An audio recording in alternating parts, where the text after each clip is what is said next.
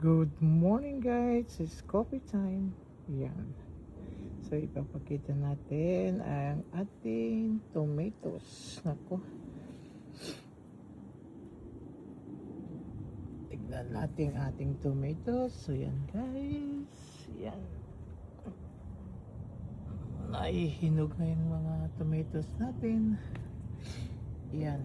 So yan guys. Ang dami pa yung tomatoes natin. Kung gusto yung tomatoes dito, mga guys, punta kayo dito sa amin, no? Marami pa. O yan, no? Ang dami na naming kamatis. So kung gusto nyo ng kamatis, punta lang kayo dito. Ayan. Okay, yan, no? Yan, kamatis is life.